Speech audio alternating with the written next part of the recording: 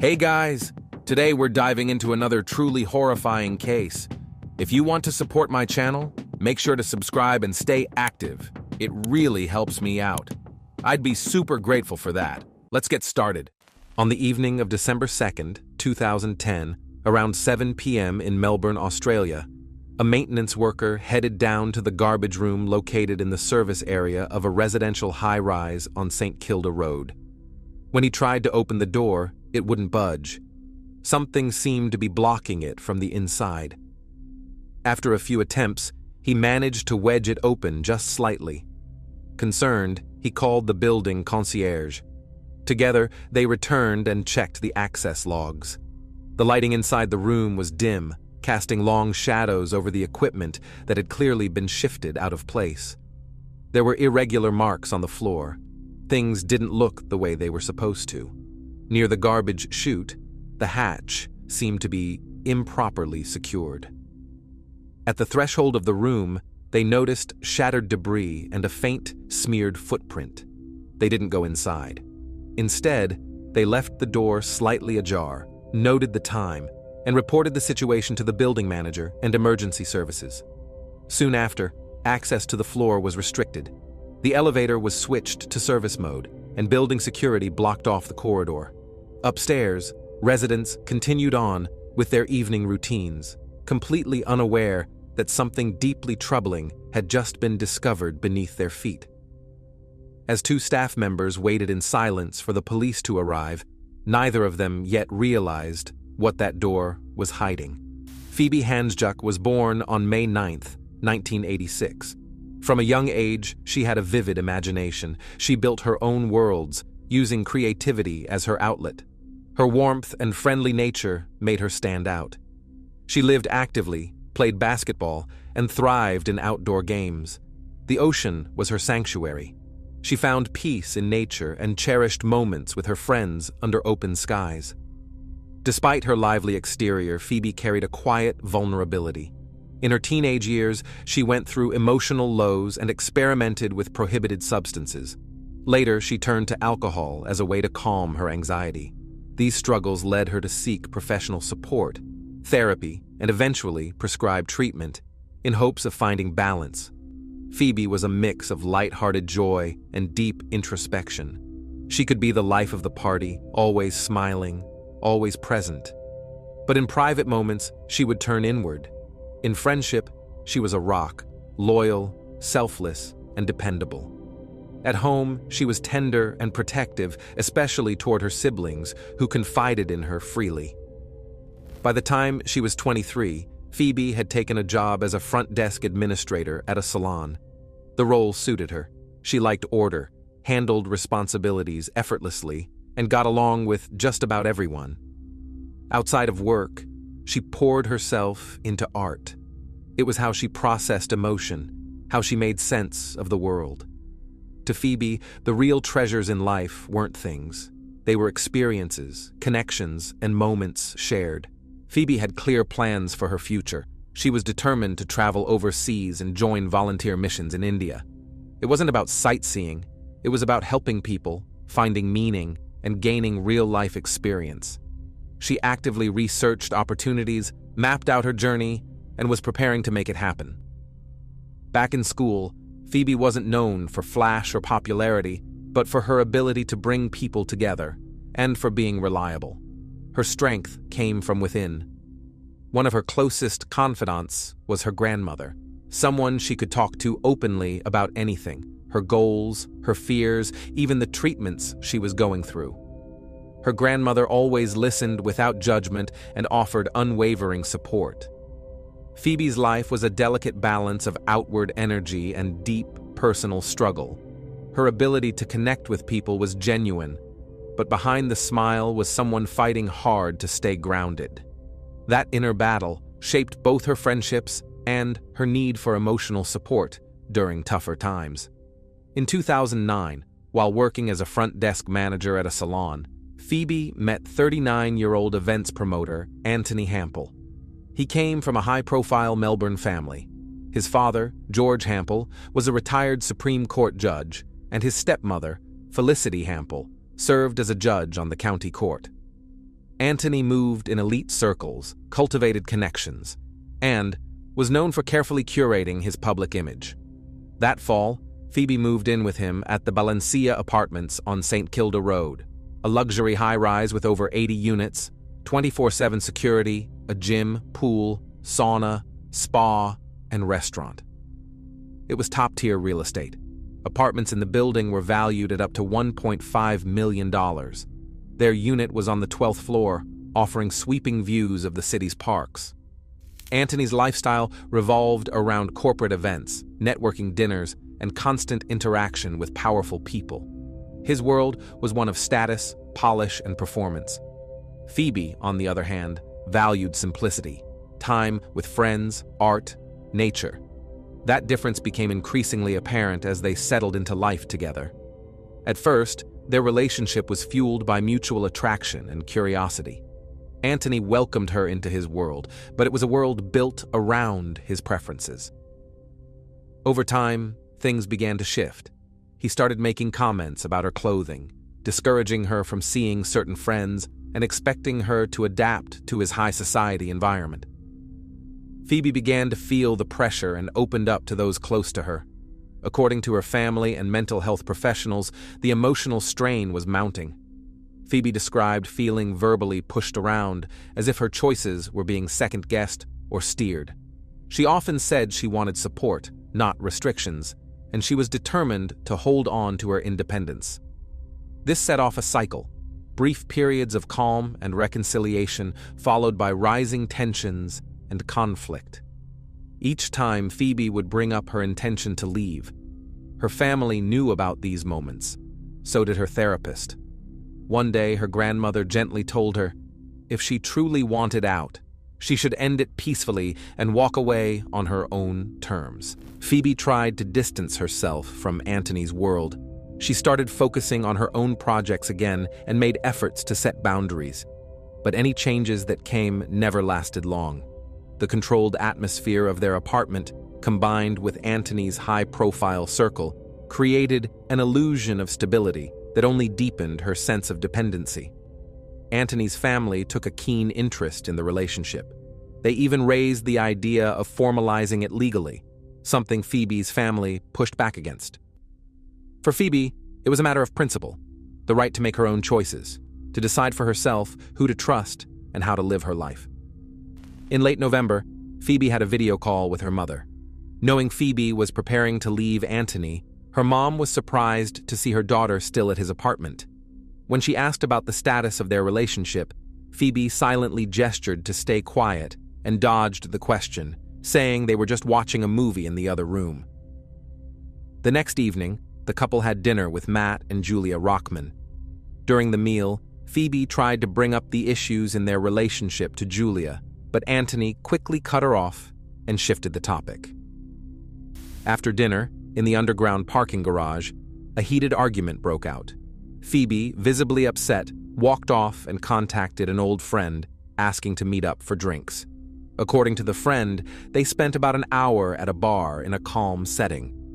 During that time, Phoebe's phone wouldn't stop ringing. Antony called her 27 times in less than an hour. Overwhelmed, Phoebe impulsively threw her iPhone across the street. Later that night, Phoebe showed up at her mother's home. They had a long, serious talk. This wasn't a conversation about fixing the relationship. It was about how to leave safely without more conflict. Phone records later showed that the next morning, Phoebe returned to the apartment she shared with Antony. What followed was a series of calls for help. She reached out to the crisis team at Alfred Hospital, her doctor, and her therapist. During a 30-minute session with the therapist, she opened up about using substances and the escalating tension in her home life. She wasn't just venting, she was actively asking for guidance on how to avoid relapse and keep the situation from spiraling further. The events of December 2nd, 2010 were pieced together through building access logs, surveillance footage, and Antony's own statement. He said he left the apartment around 8 a.m., with Phoebe still asleep. At 8:45 a.m., an email was sent from Phoebe's computer. Over the next hour, short bursts of user activity were recorded. At 11:43 a.m., a fire alarm was triggered. Security cameras in the lobby and hallways captured Phoebe calmly exiting the building with her dog. No signs of panic, no rush. The alarm turned out to be false. There was no planned drill, and no official evacuation followed. At 11:50 a.m., Phoebe returned through the main entrance and took the elevator back up to her floor. That was the last time she appeared on surveillance footage that day. Around 6 p.m., Anthony arrived home and noticed things were off. There were shards of glass near the desk area, likely from a broken item on the desktop. Small specks of blood were found on the keyboard and surrounding surface, including a stained mouse pad. On the couch lay a torn pillowcase. The front door showed no signs of forced entry. In the kitchen, Phoebe's purse, wallet, and keys were found, but her phone was missing. 2 used wine glasses were sitting on the dining table, but there were no signs of a meal being prepared. No plates, no silverware, nothing set out for dinner. In the hallway and living room, faint streaks on the floor extended from the desk area toward the apartment entrance. The origin of these marks couldn't be determined. Near the front door, there was a large shoe print, noticeably bigger than those typically left by maintenance or cleaning staff. At 6:51 p.m., Phoebe's father tried calling her iPhone, but the call went straight to voicemail.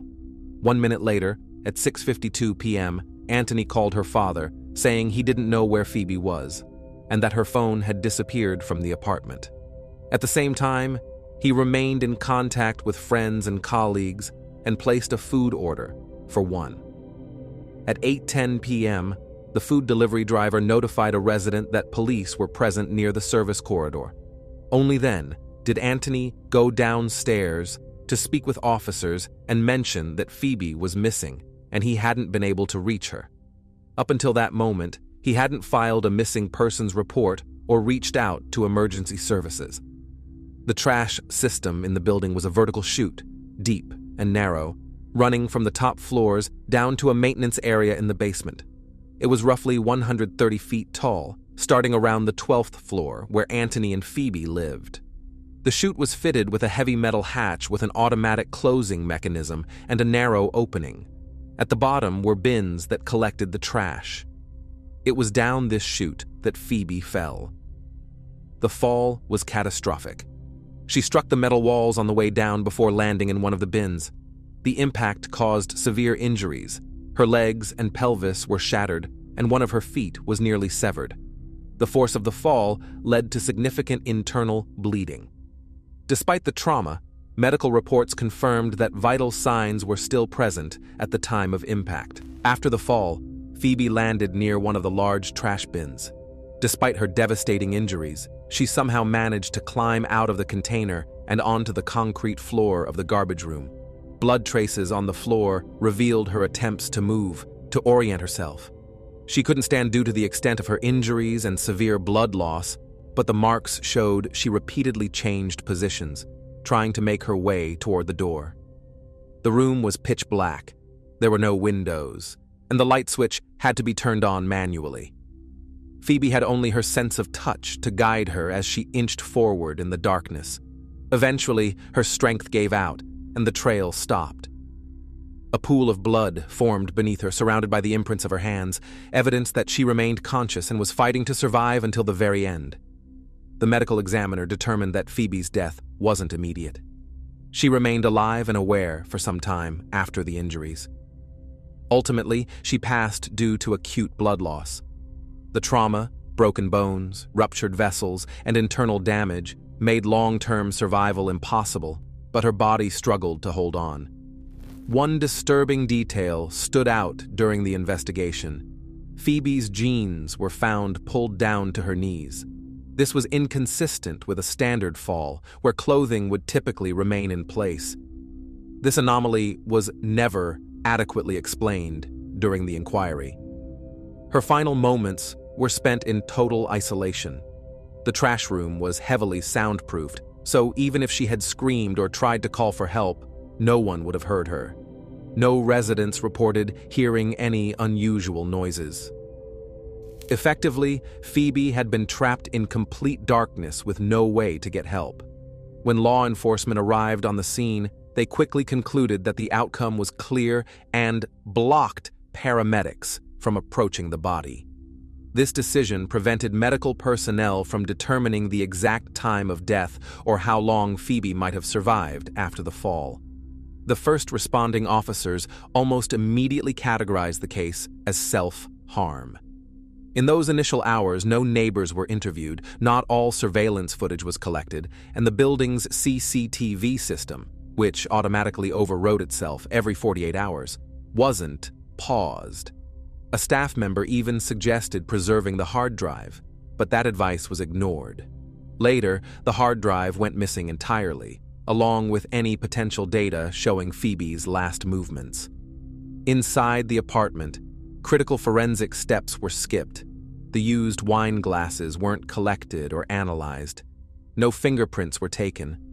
Bloodstains weren't examined. There was no proper documentation of the blood spatter pattern, and no effort was made to determine the origin of the shattered glass. A large shoe print found near the front door wasn't photographed or recorded.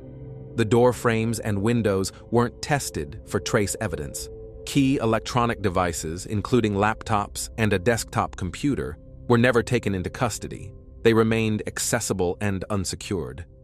Phoebe's phone was never recovered, and Antony's devices weren't seized either.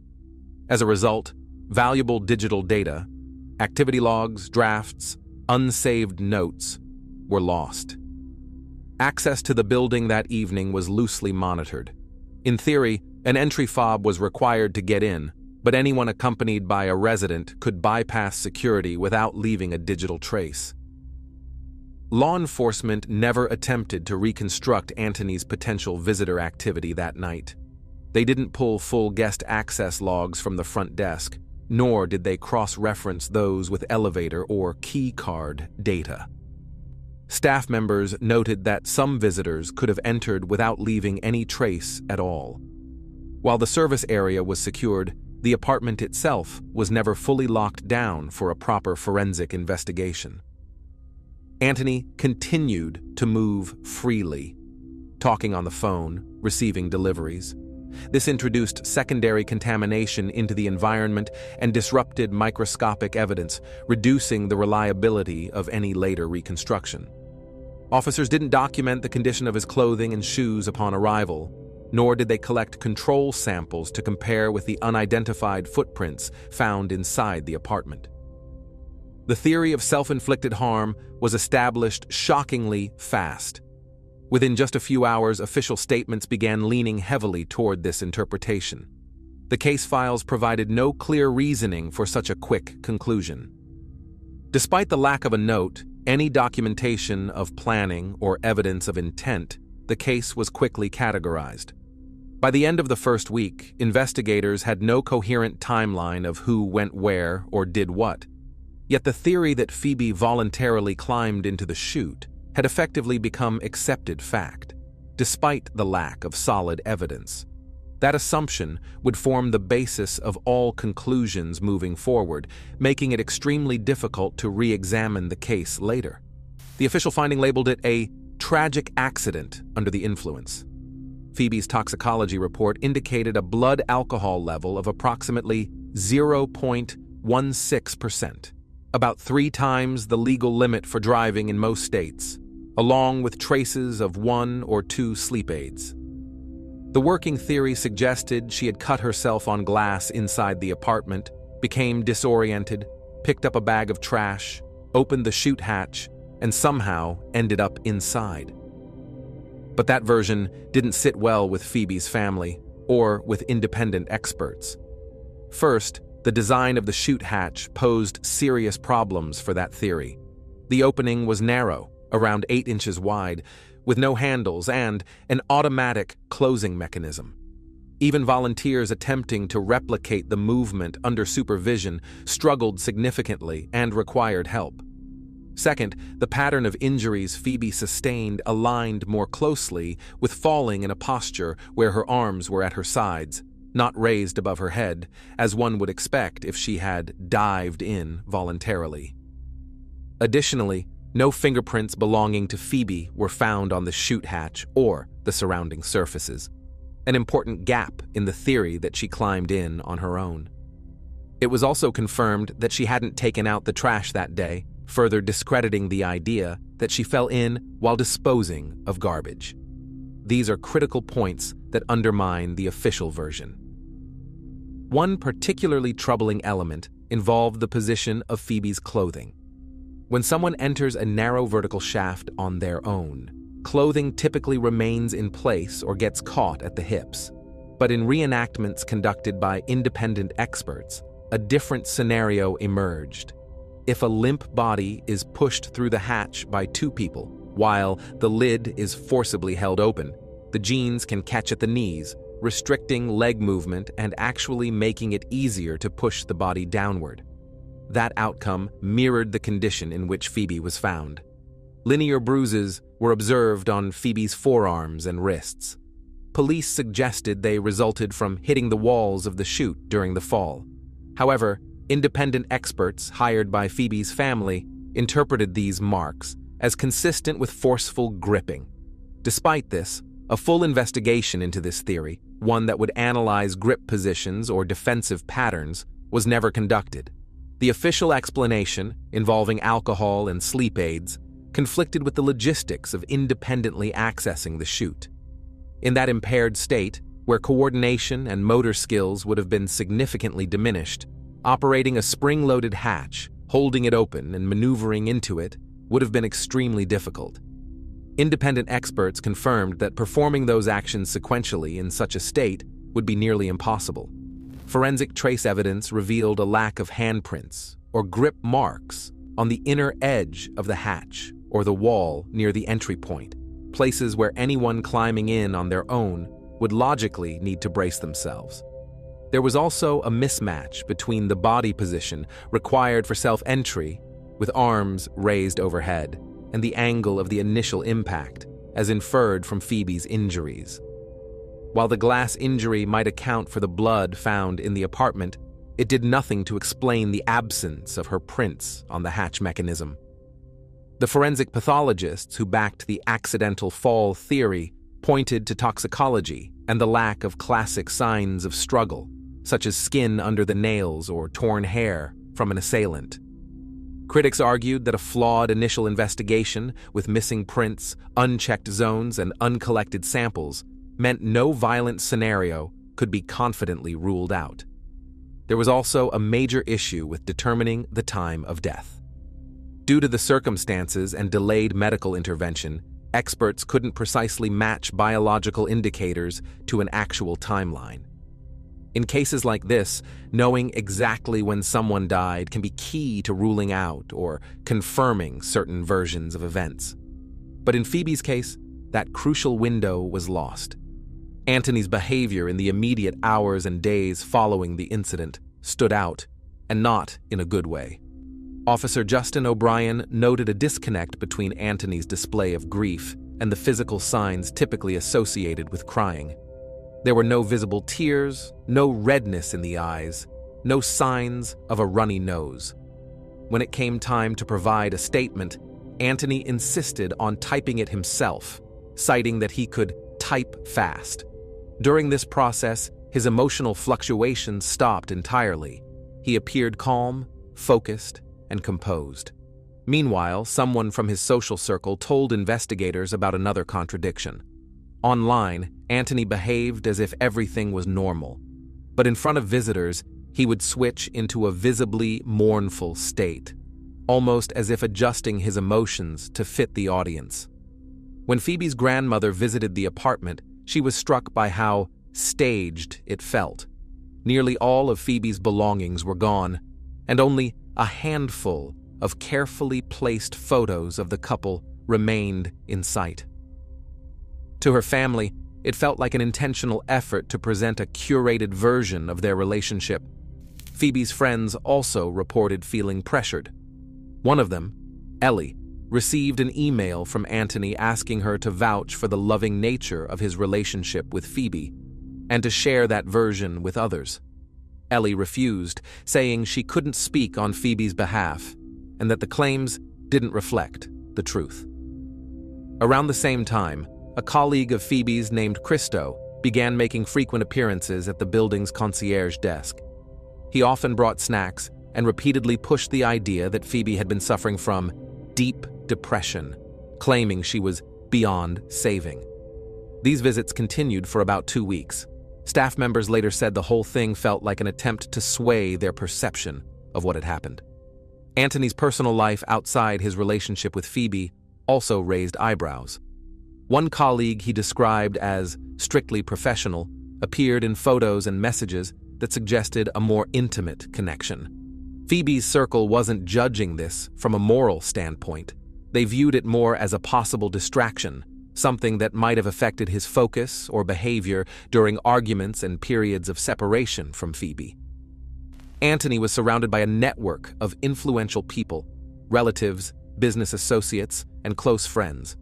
Together, they acted as a kind of protective shield, providing him with legal counsel, spreading a narrative that benefited him, and working to shut down uncomfortable questions. To Phoebe's family and friends, it felt like a calculated effort to control the story and suppress alternative explanations.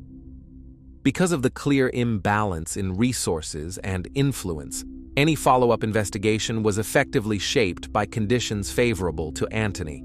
This made it significantly harder to challenge the initial findings or push for a broader review of the case. Phoebe's parents and grandfather, however, didn't stay silent. They immediately took on active roles in seeking answers. Her grandfather went so far as to initiate a series of physical tests on the trash chute. The results were compiled into a formal report and submitted directly to the coroner. At the same time, Phoebe's parents pushed for a second, full-scale forensic sweep of the apartment. Their request was denied. Authorities cited prior investigative decisions, adding that any later examination would likely be compromised by contamination. The family formally documented their objections and appealed to higher-ups within the department, urging a re-evaluation of the initial response and scope of evidence collection. Their efforts remained strictly procedural. They filed motions requesting expanded forensic analysis, petitions to preserve digital evidence, and formal inquiries directed at building security and maintenance services. The family compiled a timeline of events and submitted it to investigators, asking for it to be considered alongside alternative theories. They also took steps to raise awareness, alerting stakeholders to key gaps in the investigation, pushing for meetings with department leadership, and requesting reassessments of certain investigative procedures. But their efforts were met with form letter responses reaffirming the sufficiency of the original inquiry and pointing back to the preliminary explanation, an accidental death related to impairment. By the time the case reached the coroner's court, Phoebe's parents and grandfather had assembled an extensive case file. It included the results of independent chute tests, communications with the property management company, police correspondence, documented efforts to gain access to digital accounts, and a growing list of missing or lost evidence. Their core argument was simple. The case was not complete, and it shouldn't be closed, not with so many inconsistencies, oversights, and unanswered questions. The coroner's inquest represented the family's last opportunity to seek formal recognition that Phoebe's death was not just a tragic mishap. Judge Peter White spent several months reviewing evidence, listening to experts, police representatives, attorneys, and the family. He was faced with a fundamental question. What actually happened in December 2010? Was it self-inflicted harm, a tragic accident, or something criminal? The official forensic pathologist stood by the narrative of a fatal combination of alcohol and sleeping medication. That conclusion was convenient for both law enforcement and Antony's family. It offered a simple explanation that didn't require exploring the possibility of third-party involvement. Phoebe's family presented their own counter-evidence, including results from physical reenactments of the chute scenario. Their attorney, Gemma Khan, emphasized that the physical evidence suggested interference by another person. But the judge rejected these claims. He acknowledged significant flaws in the initial investigation, but stated they didn't alter the core finding. In his view, Phoebe's death was a tragic accident, not an intentional act. That ruling brought the case to a close. No criminal investigation was reopened. For the family, this outcome had further consequences. Most notably, it blocked them from seeking international assistance in retrieving digital data. In the United States, for example, Gmail records couldn't be released because there was no legal determination of a crime. Years later, when the family finally gained partial access to Phoebe's email accounts, they discovered something deeply frustrating. A number of messages had already been permanently deleted. Anthony didn't wait long to take action. He filed a claim with Phoebe's superannuation fund, requesting a death benefit payout on the grounds that they had been in a domestic partnership. His father, George Hampel, a retired judge from the Supreme Court of Victoria, submitted a sworn declaration in support of the claim, stating that the relationship had lasted longer than it actually did. In the end, Anthony received approximately $113,000. After significant pushback from Phoebe's family, Anthony transferred the funds to her brothers.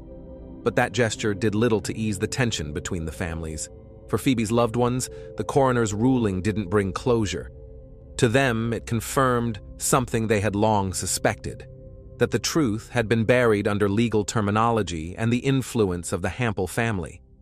Once the legal proceedings ended, another conflict emerged. Who had the right to make decisions about Phoebe's remains? Anthony refused to identify her body himself, leaving that devastating responsibility to her parents. At the same time, his stepmother, County Court Judge Felicity Hampel, told Phoebe's mother that Anthony should be considered her next of kin. That statement left the family stunned. To them, it felt like an attempt to sideline them from deciding what would happen to their own daughter. What followed was a painful and deeply symbolic outcome. There wasn't one farewell ceremony, but two. Phoebe's parents held a service at a former monastery along the river. Friends and family who had known her for years gathered to share stories about her childhood, her education, her dreams.